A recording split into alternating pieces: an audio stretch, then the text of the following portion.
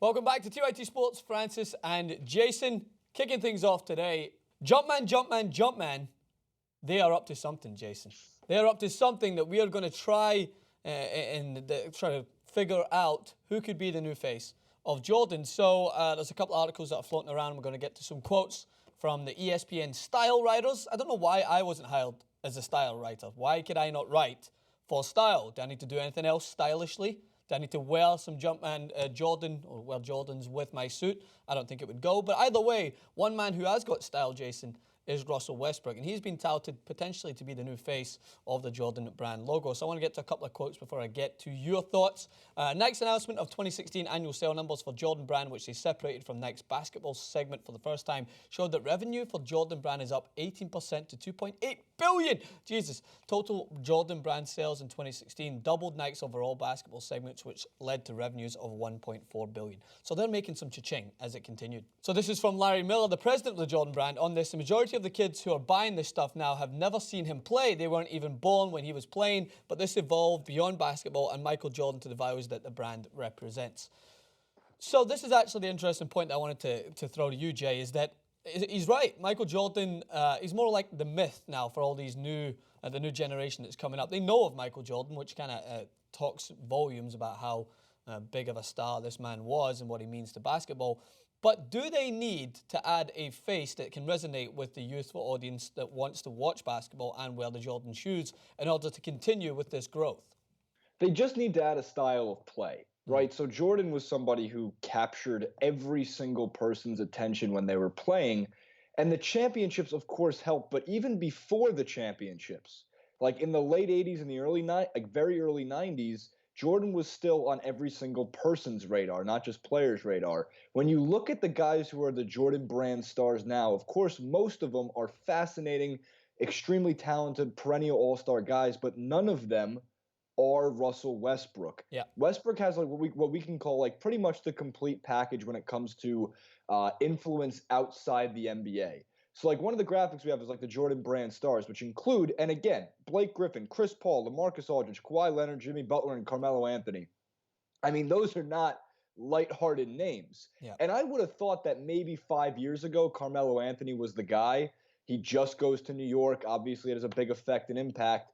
But the way that Westbrook plays, the way that he is full steam ahead, he's always in the headlines. He's very unpredictable. He dunks it harder than anybody else does. He puts up the numbers that nobody else is doing for at least Jordan brand stars.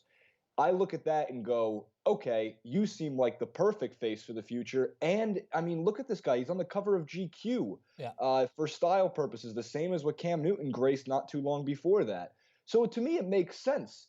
Russell Westbrook being the face of it, going forward, it's still going to be Jordan brand. It's still going to be the Jumpman logo. It's just that a lot of people who are younger nowadays will remember Michael Jordan as maybe just a meme.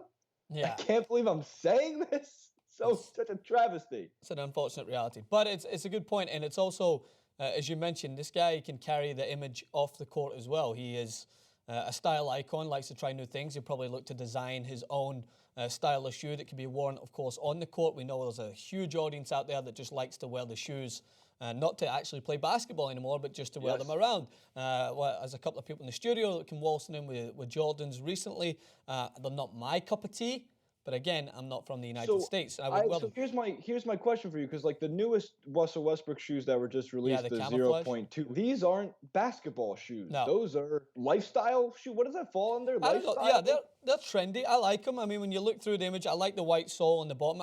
I've told you this before, I am not a fan of high tops. You know why? Because I like to wear my trousers and my jeans a little short, and I like to use the sole that's a little bit lower than my ankle. I'm really fond of my ankles. I get voted ankle of the year in high school. They were just like, that's some good ankles that guy's got.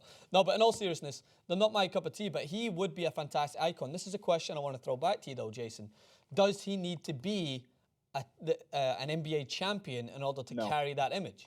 No, Why? He doesn't. I mean, will it help? Yeah, of course. Him raising up the O'Brien Trophy with his shoe brand right next to it, of course, would make an enormous difference. But does he need to be? No, and I say that because, I mean, first of all, the Jordan brand, even let's just play a what if Russell Westbrook didn't even exist, or Carmelo Anthony and Chris Paul, they still would be finding tremendous stars and luring in tremendously big stars and prospects. A lot of these top 10 draft picks sign their shoe deals right out the gate. So they're pretty much looking at these players, I know this sounds kind of rude, but as stock. They're looking at it as an investment. So when they find someone like Westbrook a couple of years back who's really taking over the game, they're just striking while the iron's hot and realizing the potential and the future on top of it. So if he never wins a championship, no, Russell Westbrook would still be a great face because he's still going to dominate the headlines everywhere he goes. Yeah, I get that point if he wants to just be taken on board as a Jordan ambassador, but the point is to be making him the face of it, almost to be the person that's going to take this to new levels and be transcendent. Like, when you look at the faces... Say for Kawhi, there's no... I mean, LaMarcus Aldridge maybe, but Kawhi Leonard, just you see his personality. That's not... I mean, he's obviously one of the best players in the league, but his personality isn't going to sell Jordan brand sneakers. I'm just talking about those the athletes that I consider the face of the other brands. So Steph Curry, champion at Under Armour, defies this, never say die, defy all odds, doesn't matter your size or the adversity you face. You can go on and accomplish it. He's won an NBA trophy. You look at Nike, who is obviously right there. It's the same sort LeBron. of... All profits are still going to be going into Nike's pocket as well as Jordan's. But LeBron James, another champion, the face of it, who signed the most remarkable deal known to man. He's someone that adds that extra accolade. I personally don't think this. I'm just trying to play devil's advocate a little bit and push forward the question do you think this needs to be a requirement? I see that angle completely. I just look at it and go, I think Russell Westbrook has built enough of a following that championship or not, they're still going to sell shoes. And I think that this is also a 5-year plan, maybe. You know, what if somebody else comes up? What if, whatever the number 1 overall draft pick this year is, by the time that Westbrook's getting out of his peak, is just already winning championship? Who knows at that point? Again, I think that a lot of people are going to look at this and take me the wrong way. And out of context, like Kawhi Leonard is, I would think, the best player on that list, save for Chris Paul right now. Yeah. And Kawhi Leonard has a championship, was an NBA Finals MVP. But you don't need to be a genius or have a MBA in business to understand why Kawhi Leonard is not the guy to make the face of the Jordan brand. Yeah. All right, let us know what you think. Comment section below.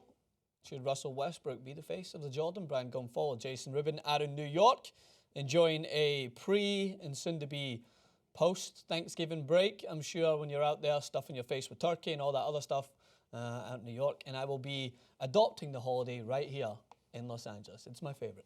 And come back, subscribe, hit all the good stuff, all the likes, all the comments. I did post a comment yesterday that if for every Instagram follower we got, Jason would do a push-up. So how about today? Every Instagram follower, myself and Jason, pick up on Instagram. Jason will do a pull-up. Get Jason buff 2016. I'm down with it. There's only a month left in the year anyway.